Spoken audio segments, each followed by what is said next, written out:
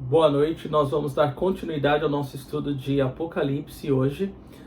Gostaria de lembrá-los que o tema do nosso estudo de Apocalipse é a revelação de Jesus Cristo e que o nosso versículo tema é Apocalipse capítulo 1, versículo 7, que diz: Eis que ele vem com as nuvens e todo olho verá, até mesmo aqueles que o traspassaram, e todos os povos da terra se lamentarão por causa dele. Assim será. Amém. Quero lembrá-los que na semana passada nós aprendemos, com o capítulo 1, versículo de 1 a 8, e nós vimos o apóstolo João recebendo essa profecia por parte do nosso Senhor por meio de um anjo. Nós vimos que o versículo 3 fala de uma bênção, uma bem-aventurança para todo que lê, para todo que ouve, para todo que guarda as profecias desse livro. Nós aprendemos que João endereça essa carta às 7 igrejas da província romana da Ásia Menor, que hoje se refere àquela parte geográfica onde é a Turquia na atualidade. João louva ao Deus triuno, ao Deus trino, na pessoa do Pai, do Filho e do Espírito Santo. E ele se refere ao Filho como a testemunha fiel, o primogênito dentre os mortos e como soberano dos reis da terra. Nós terminamos o estudo da semana passada vendo o próprio Cristo falando com o apóstolo João. E ele se apresenta a João como o Alfa e o Ômega, o que era, o que é e o que há de vir, o eterno Deus, o Todo-Poderoso. Isso no versículo 8. Essa noite nós seguimos com o nosso estudo. Veja que nós já passamos olhando o esboço dos versículos 1 ao 8, do versículo de 1 ao 3 o prólogo, do 4 ao 8 a saudação e doxologia, que é o louvor.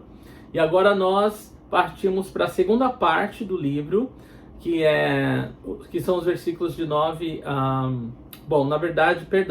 Nós damos continuidade, mas o segundo ponto do nosso esboço, que é Jesus entre as 7 igrejas. Então é exatamente o tema da mensagem de hoje, Jesus entre as 7 igrejas. Não perca o estudo do próximo domingo, onde nós vamos começar com o capítulo 2 de Apocalipse. E nos capítulos 2 e 3 nós veremos o quê? Nós veremos Jesus endereçar uma mensagem específica a cada uma das 7 igrejas da província romana da Ásia Menor. E nós vamos aprender que cada uma dessas mensagens fala conosco hoje, se refere a uma era da história da igreja e tem a ver, com esse número do completo. 7 é o número do completo da Bíblia e significa que na verdade, todas as igrejas deveriam receber esse livro, todas as mensagens. E a gente vai ver hoje mais sobre isso, tá bom? Então vamos fazer a leitura da passagem de hoje, Apocalipse, capítulo 1, versículos de 9 a 20. Então nós vamos orar. Apocalipse 1, de 9 a 20 diz: Eu, João, irmão e companheiro de vocês no sofrimento, no reino e na perseverança em Jesus, estava na ilha de Patmos por causa da palavra de Deus e do testemunho de Jesus. No dia do Senhor achei-me no Espírito e ouvi por trás de mim uma forte voz, como de trombeta, que dizia: Escreva num livro o que você vê e envia a estas 7 igrejas: Éfeso, Esmirna, Pérgamo, Tiatira, Sardes, Filadélfia e Laodiceia. Voltei-me para ver quem falava comigo. Voltando-me, vi 7 candelabros de ouro, e entre os candelabros alguém semelhante a um filho de homem, com uma veste que chegava aos seus pés e um cinturão de ouro ao redor do peito. Sua cabeça e seus cabelos eram brancos como a lã, tão brancos quanto a neve, e seus olhos eram como chama de fogo. Seus pés eram como bronze numa fornalha ardente, e sua voz como o som de muitas águas. Tinha em sua mão direita 7 estrelas, e da sua boca saía uma espada afiada de 2 gumes. Sua face era como o sol, quando brilha em todo o seu fulgor. Quando o vi, caí aos seus pés como morto.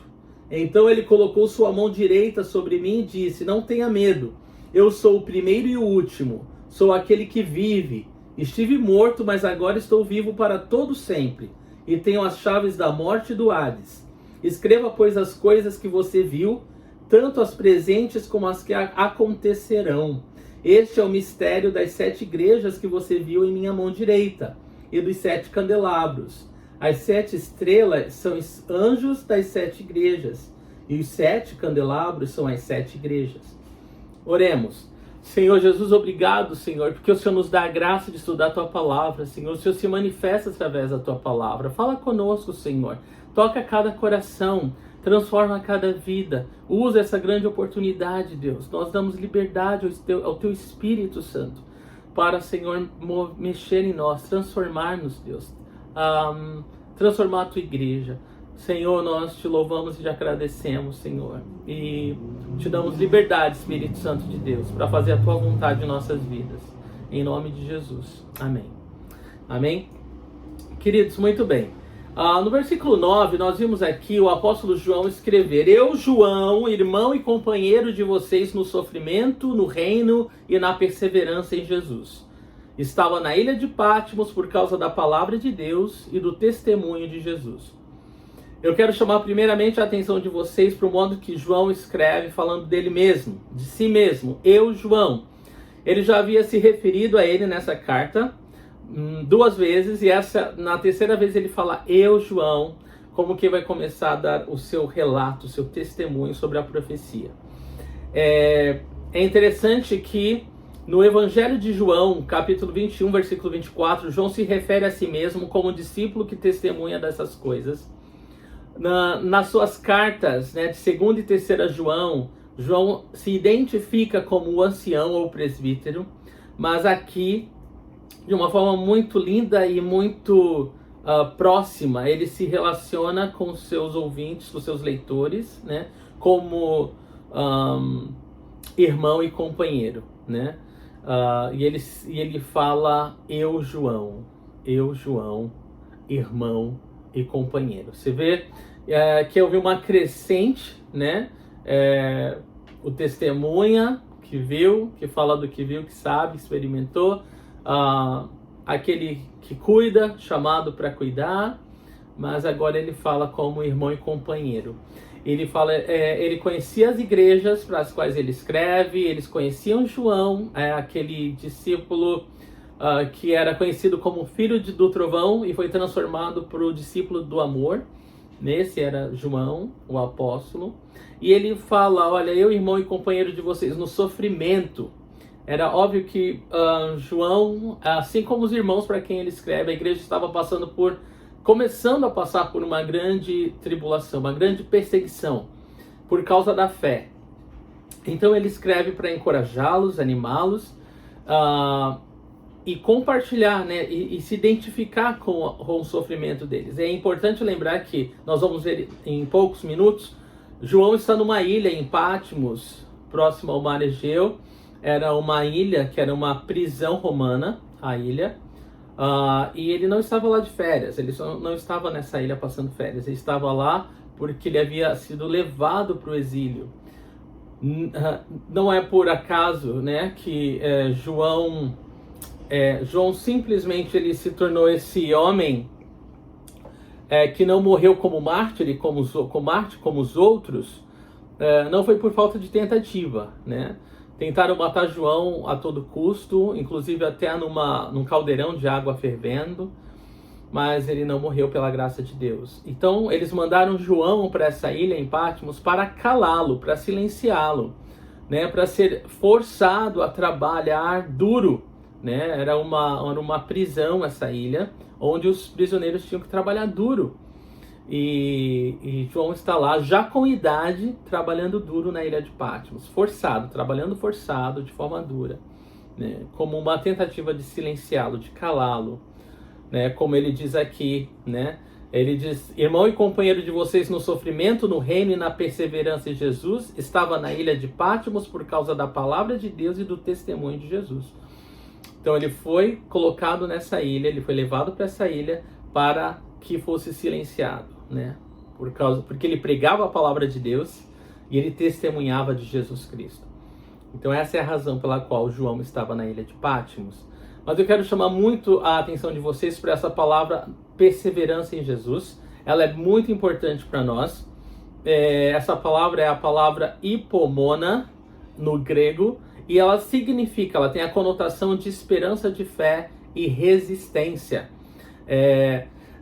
Essa palavra, né, paciência, né, a paciência bíblica, a paciência cristã, ela significa perseverar, ela significa continuar firme na fé, mesmo em situações adversas.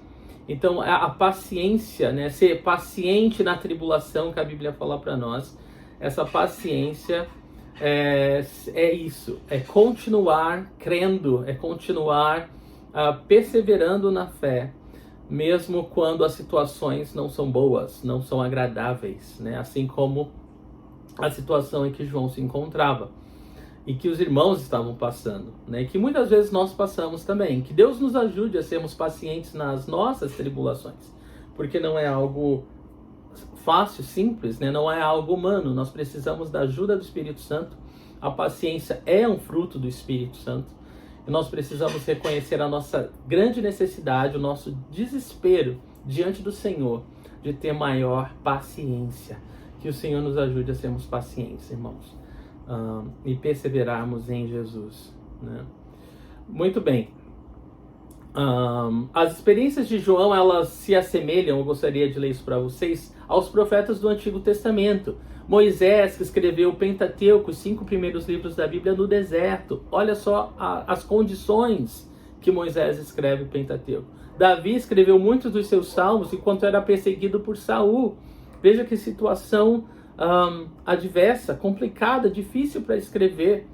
Isaías escreveu em dias difíceis e morreu como um mártir. Ezequiel escreveu no exílio. Jeremias, né, escreveu debaixo de julgamento e perseguição. Pedro escreveu suas 2 cartas antes do seu martírio. E assim foi na revelação escrita, né, final, dada a João enquanto sofria por Cristo e pelo Evangelho. Então, essas eram as circunstâncias que João se encontrava. A ilha de Patmos era uma ilha rochosa, desolada, com cerca de 16 quilômetros de comprimento e 10 quilômetros de largura. Barnes escreve da seguinte forma: solitária, desolada, estéril, desabitada, raramente visitada, tinha todos os requisitos que poderiam ser desejados para um local de punição e o banimento. Para aquele lugar realizaria tudo o que um perseguidor poderia desejar ao silenciar o apóstolo sem matá-lo. No entanto, meus irmãos, este exílio não conseguiu silenciar o apóstolo João. Prova disso é que nós temos hoje a revelação de Jesus Cristo através da vida do apóstolo. Muito bem. O historiador cristão Eusébio, ele escreve que João foi preso em Patmos sob o reinado do imperador romano Domiciano. E também fontes antigas nos revelam que por volta de 96 depois de Cristo, por ocasião da morte de Domiciano, João é autorizado a retornar a Éfeso, quando o imperador Nerva estava no poder, né? Então, cerca de 1 ano depois de escrever essa carta, João ele volta a Éfeso, né? Ele é liberto dessa prisão em Patmos. Versículo 10. No dia do Senhor, achei-me no espírito e ouvi por trás de mim uma voz forte como de trombeta. Então, agora, João está nos contando a sua experiência. E ele diz no versículo 10, no dia do Senhor. Dia do Senhor aqui, para muitos estudiosos, significa um domingo, que se tornou o dia do Senhor, porque os cristãos que celebravam, que se reuniam, né, no sábado, né, os primeiros cristãos, como judeus, na sinagoga, né, para adorar a Deus, eles passaram a se reunir depois da ressurreição de Jesus Cristo, né, aqueles judeus messiânicos, né, que creem em Jesus, eles passaram a se reunir então no domingo para celebrar o Senhor, né? para louvar a Deus, né, para cultuar ao Senhor. E aí o domingo passou a se chamar o dia do Senhor, porque foi o dia da ressurreição de Jesus Cristo. Muitos acreditam que o dia do Senhor aqui significa o domingo, mas muitos mais estudiosos acreditam que o dia do Senhor aqui se refere àquilo que o Antigo Testamento diz ser o dia do Senhor, se referindo não a um dia, mas a um período de dias onde Deus ele vai julgar a terra, ele vai julgar esse mundo, julgar o pecado, a maldade, né, a impiedade humana. E esse período de tempo que o Antigo Testamento chama do dia do Senhor é exatamente, muitos acreditam, do que João está falando aqui. Então é como se João tivesse sido levado, né, a esse momento, o dia do Senhor, quando Deus ele vai julgar o mundo, né, por seus pecados. É tremendo que Jesus ele veio, tomou a cruz no nosso lugar, né, o lugar de morte, né? Nós deveríamos estar mortos na cruz porque nós somos pecadores, Jesus não pecou, mas ele tomou o nosso lugar para nos dar perdão, libertação, para que nós pudéssemos ser livres, né, para apagar mesmo com o seu sangue os nossos pecados. Então Jesus tomou o nosso lugar na cruz. E ele tomou o julgamento no nosso lugar ali. Por isso nós somos livres. Nós que cremos em Jesus como Senhor e Salvador somos livres do julgamento de Deus, da ira de Deus.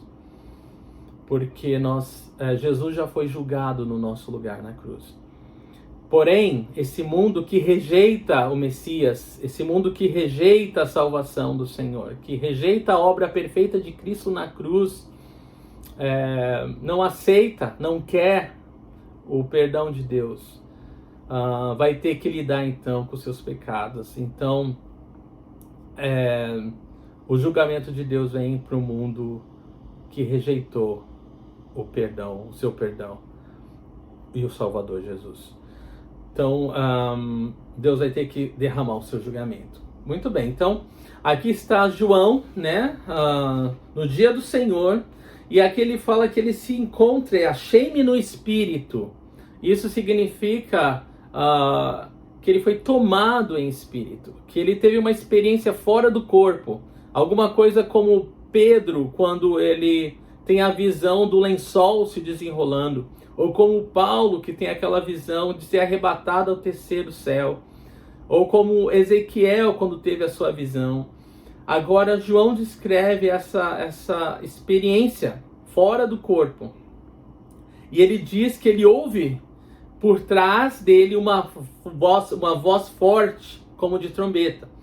Então, imagina o que é uma voz forte, como de trombeta, né?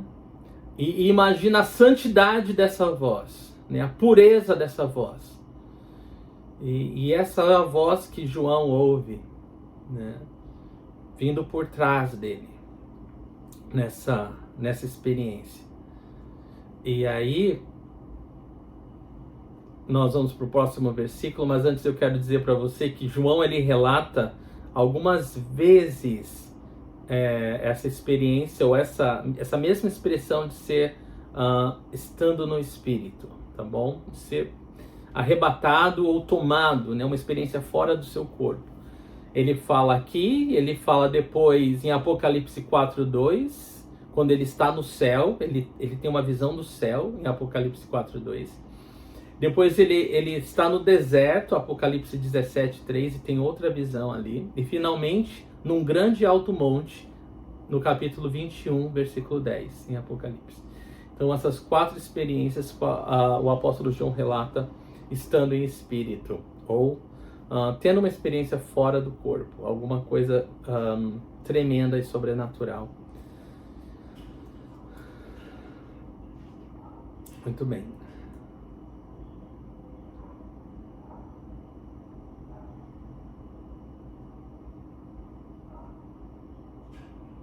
E essa forte voz, irmãos, ela vem daquele que fala no versículo 8, o alfa e o ômega, o princípio e o fim, o que era, o que é, o que virá, o Todo-Poderoso.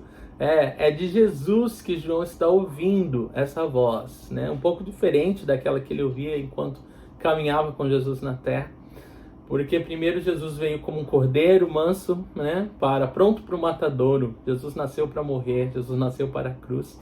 Mas agora ele está tendo uma visão, ele está ouvindo a voz do Senhor, né, não mais como um cordeiro, mas agora como um leão, o Todo-Poderoso, né, aquele que vem julgar, aquele que tem toda a autoridade, né, sobre todos os reinos. Louvado seja o Senhor. Versículo 11.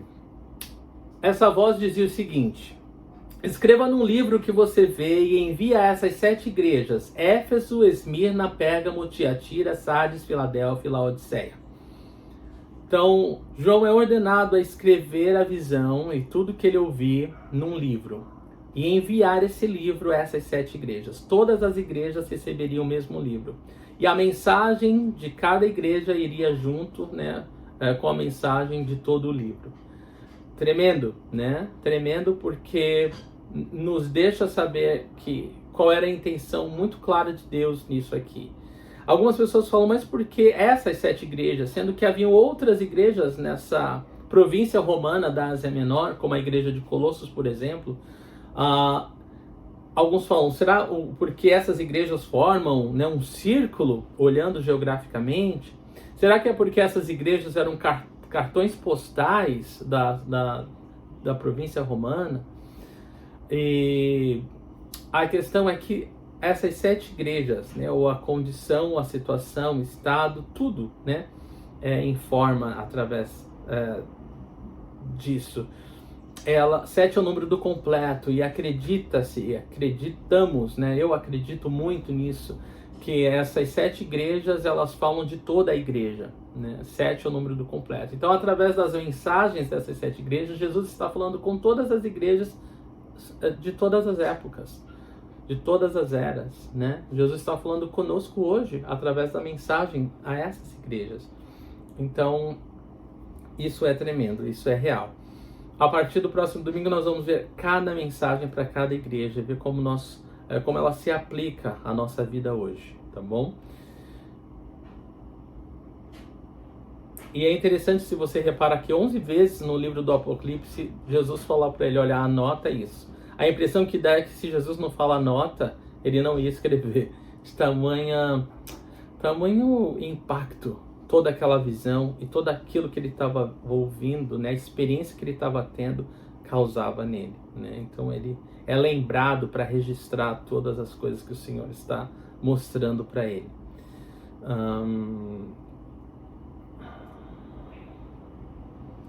Eu gosto do que o estudioso Paul diz. Ele fala que é a opinião de escritores muito eruditos sobre este livro que nosso Senhor, por meio dessas 7 igrejas, significa todas as igrejas de Cristo até o fim do mundo. E pelo que ele lhes diz, pertence mostrar qual será o estado das igrejas em todas as épocas e qual é o seu dever. Então, é tremendo. E é interessante se você pensar que Paulo também, o apóstolo Paulo, escreve as 7 igrejas, né? Quando ele escreve as suas cartas, as suas epístolas, né? Ele escreve as 7 igrejas. São Roma, Corinto, Gálatas, a igreja de Roma, a igreja de Corinto, a igreja na Galáxia, a igreja em Éfeso, a igreja em Colossos, a igreja em Filipos, a igreja em Tessalônica. 7 igrejas também, né? Bom, versículo 12. Voltei-me para ver quem falava comigo. Voltando-me, vi 7 candelabros de ouro. Então, nessa visão que João está tendo, ele ouviu essa forte voz como trombeta atrás dele, mandando ele escrever esse livro e enviar às 7 igrejas. E agora ele fala que ele se vira para ver quem falava com ele. E quando ele se vira, ele tem uma visão. Ele vê 7 candelabros de ouro, ou 7 hastes, né? Douradas. Essas hastes de tipo luminária, tipo um candelabro, né? Um castiçal dourado com luz, né? O castiçal, ele não emite a luz, mas ele permite, né, que a luz seja refletida.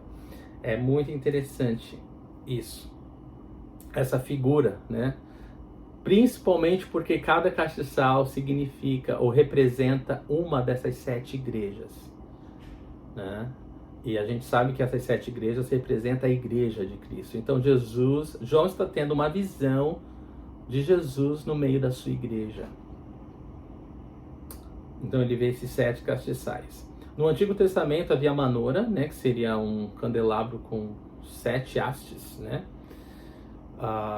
juntos, né? Aqui não, cada haste é separada, né, como luminárias distintas uma da outra, e formavam um círculo, e Jesus estava no meio desse círculo.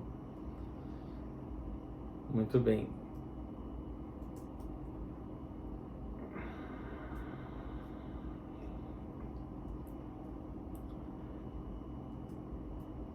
Só um minutinho.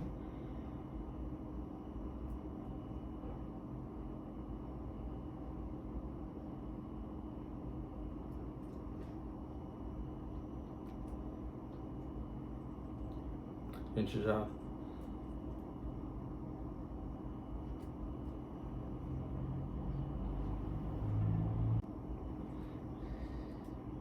Então nós vemos aqui, nessa visão de João, Jesus no meio da sua igreja, né? Jesus, a figura de Jesus, ele vai começar a descrever, né? Mas ele fala primeiro dos castiçais, né? Dos 7 castiçais. Paul escreve, o estudioso Paul, que no tabernáculo judaico havia um castiçal de ouro e 7 candelabros para iluminar. João aqui vê 7. Deus tinha apenas uma igreja de judeus, mas muitas entre os gentios, né? Interessante a observação desse estudioso. E os suportes apenas tornam a luz mais visível, não é? Então, esses candelabros são uma boa imagem da igreja, né? Nós não produzimos luz por nós mesmos, mas simplesmente exibimos a luz. E essa luz é Jesus em nós. Clarke, o estudioso Adam Clarke, escreve que uma lâmpada não é luz em si mesma, é apenas um instrumento de distribuição de luz e deve receber óleo e fogo antes de poder distribuí-los. Portanto, nenhuma igreja tem em si graça ou glória. Ela deve receber tudo de Cristo, sua cabeça. Caso contrário, não poderá dispensar nem luz, nem vida. Versículo 13. E entre os candelabros, alguém semelhante a um filho de homem, com uma veste que chegava aos seus pés, e um cinturão de ouro ao redor do peito. O versículo 13, João começa a descrever que além dos candelabros, alguém semelhante ao filho do homem, né, está lá, com uma veste que chegava aos seus pés e um cinturão de ouro ao redor do peito. Ele começa a descrever Jesus, né? E quando a gente lê alguém semelhante ao Filho do Homem, esse é um título messiânico. Ele vem lá de Daniel capítulo 7, se referindo ao Messias. E não é um título humilde, é um título de glória, um título de grande honra, né? O Filho do Homem, né? Falando da humanidade, né? Do Messias, né? De Cristo. E também, né, do seu poder, né, que ele é o ungido de Deus. Muito bom. Então esse o título que João descreve, alguém semelhante ao Filho do Homem, se referindo ao Messias. E como é que ele está? Ele está com uma veste que chegava aos seus pés. Essa veste longa, ele descreve a vestimenta de um juiz ou de um sacerdote. Né? Alguém de grande autoridade, de grande poder, de grande honra. São suas vestes longas. Sua veste longa, sua veste comprida. E fala de um cinturão de ouro ao redor do peito, né? Na parte alta. Permitindo maior movimento, mostrando... Isso quem usava era o sacerdote no Antigo Testamento, mas era pouco ouro nesse cinto de ouro que ele usava. Aqui não estava só revestido de ouro, é um cinturão de ouro puro mesmo, ao redor do peito, né? Mostrando uma honra ainda maior. E então ele começa a descrever, né, o Messias, a Jesus, no meio da igreja, falando das suas vestes, que falavam de autoridade, de poder, né, e do seu cinturão de ouro, né, no peito. Que mais? Nós vemos essa figura no meio dos castiçais, né? O sacerdote, ele deveria ter certeza que no templo de Deus no Antigo Testamento os candelabros estariam sempre ardendo, né? Sempre com fogo, né? Não poderia faltar o óleo, não poderia faltar o fogo. E aqui nós vemos Jesus no meio da igreja tendo a certeza, com seu zelo, né? Tendo certeza que a igreja continua a brilhar e a refletir a sua luz, a sua glória, né? É poderoso demais esse exemplo. Versículo 14. Sua cabeça e seus cabelos eram brancos como a lã, tão brancos quanto a neve, e seus olhos eram como chama de fogo.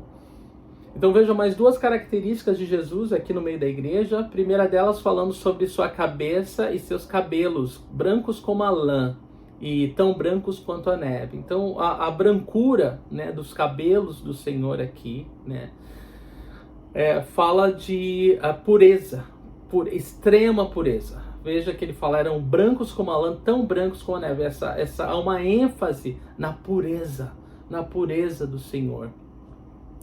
E ele fala que seus olhos eram como chama de fogo. Também, né, falando desse julgamento, dessa pureza e desse julgamento, porque o fogo, ele purifica, né?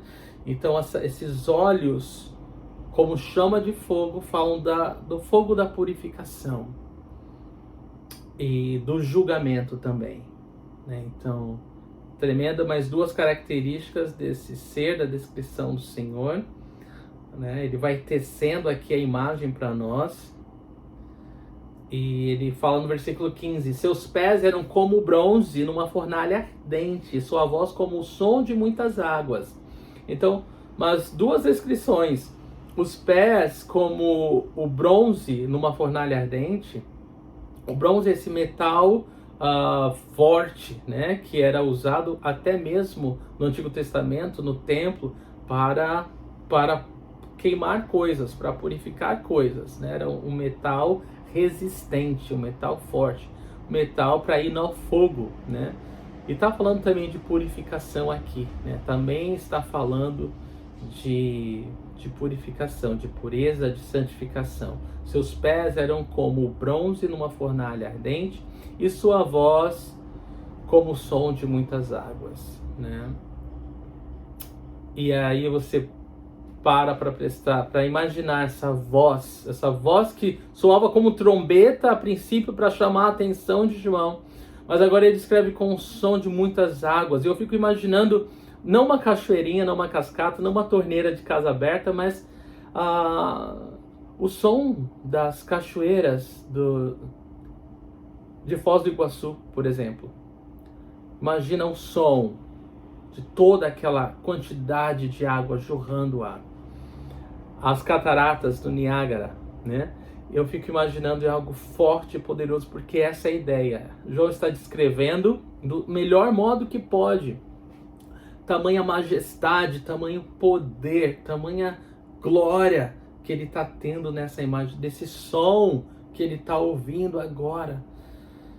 É incrível, é uma imagem impressionante. E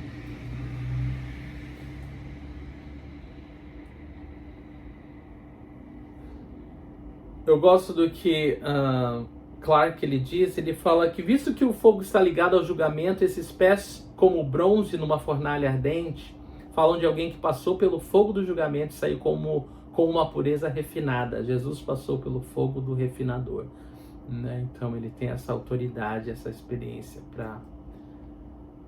para julgar. E bom, esses são mais dois atributos tremendo que revelam majestade e poder.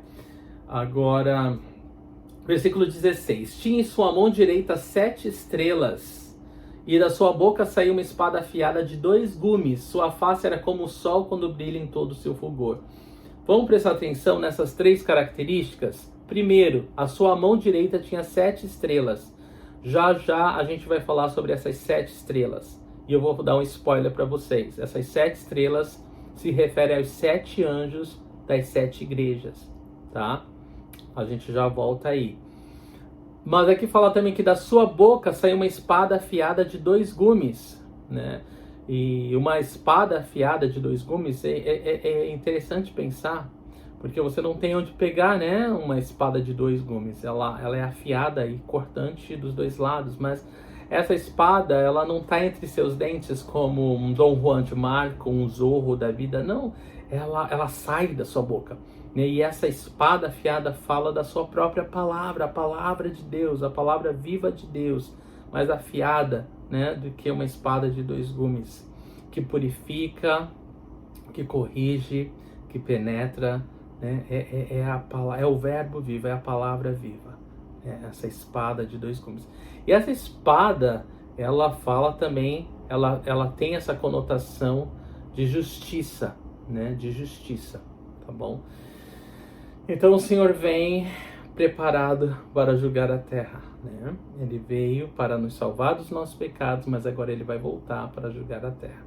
E a terceira característica, sua face era como o sol quando brilha em todo o seu fulgor. Então, a sua face, o seu rosto brilhava, mas como o sol do meio-dia, no dia de verão muito quente. Brilhava como o sol quando brilha em todo o seu fulgor. Então, imagina, né? É incandescente, é reluzente, é alvejante, é difícil de olhar para isso. E essa foi a imagem que João teve, né, a visão que ele teve de Jesus no meio da sua igreja.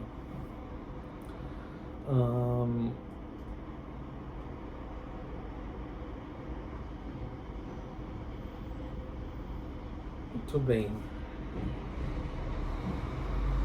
É interessante que não a Bíblia não fala muito da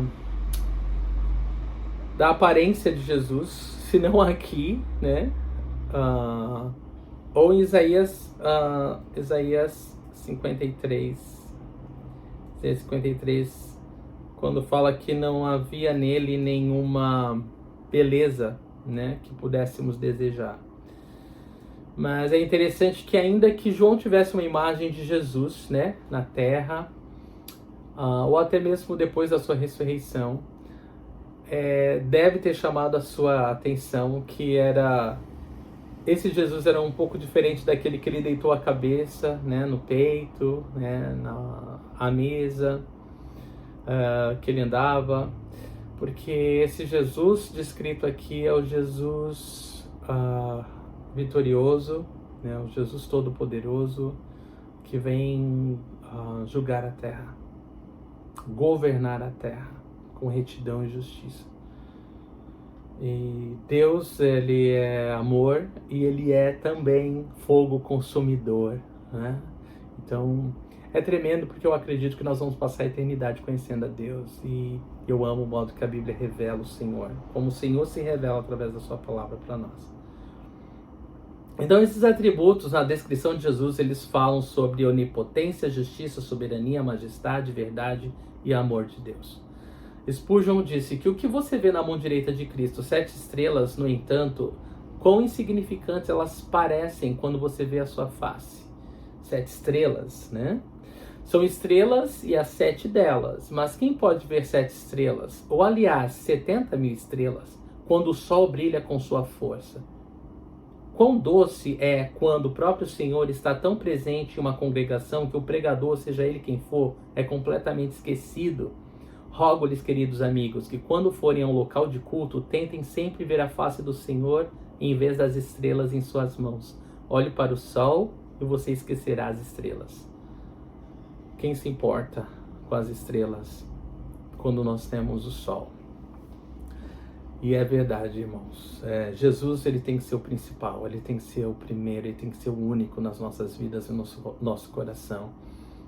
Como pastor e pregador, minha oração, meu desejo é que eu desapareça e que só Jesus apareça.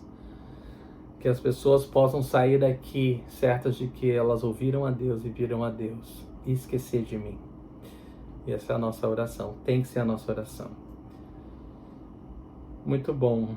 Versículo 17. Olha só o que acontece com o apóstolo João quando ele vê Jesus dessa forma. Quando vi, caí aos seus pés como morto. Então ele colocou sua mão direita sobre mim e disse: não tenha medo, eu sou o primeiro e o último. João, ele cai como morto aos pés de Jesus. Ele cai como morto aos seus pés. E ele descreve o consolo do Senhor aqui, né? Ele fala que o Senhor o toca com sua mão direita e fala: não tenha medo, eu sou o primeiro e o último. Eu gosto quando Jesus fala pra gente: não tenha medo, né? Não tenha medo. Ele nos traz conforto e segurança quando ele fala: não tenha medo. Não tenha medo porque eu estou contigo, não tenha medo porque sou eu, né? Sou aquele que te ama, o amado da sua alma, aquele que cuida, que zela, que cuida de você. Então nós não precisamos ter medo, nunca nós precisamos ter medo. Diariamente nós podemos ouvir Jesus falando para nós: não tenha medo, eu estou contigo, nunca te deixarei, nunca te abandonarei, eis que estou convosco até a consumação dos séculos. E essa é a verdade, né? Não precisamos ter medo. E ele fala: eu sou o primeiro e o último, eu sou o que começa tudo e o que termina tudo, eu sou o primeiro e o último. Eu vim como cordeiro, mas eu também venho como um leão. Eu sou o primeiro, eu sou o último. Louvado seja o Senhor, toda a glória dele. Muito bem. Versículo 18.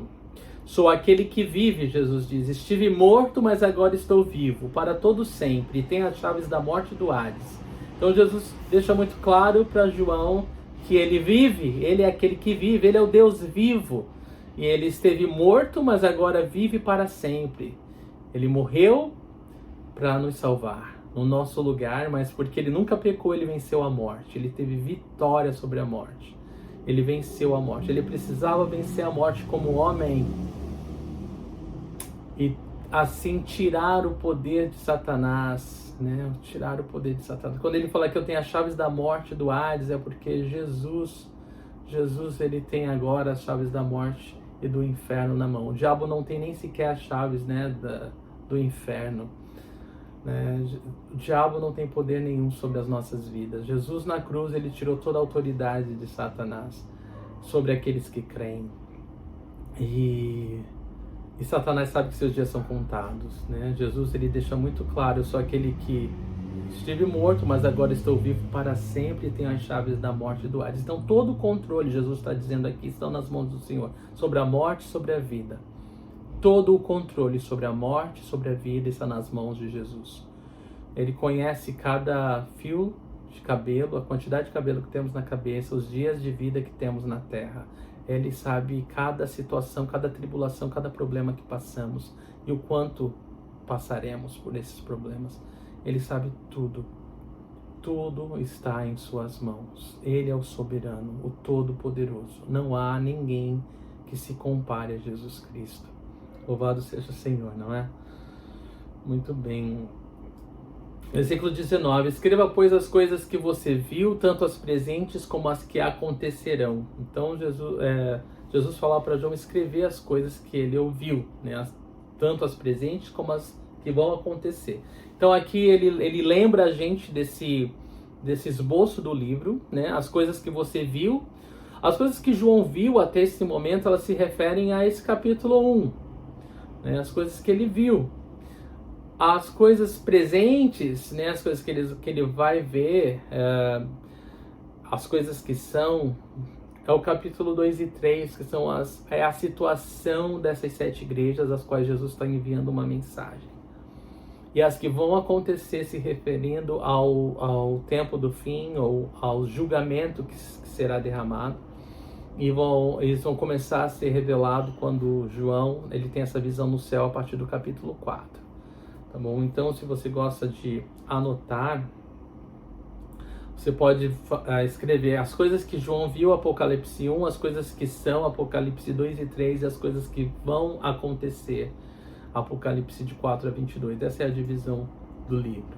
Versículo 20. Este é o mistério das 7 estrelas que você viu em minha mão direita, e dos 7 candelabros. As 7 estrelas são os anjos das 7 igrejas, e os 7 candelabros são as 7 igrejas.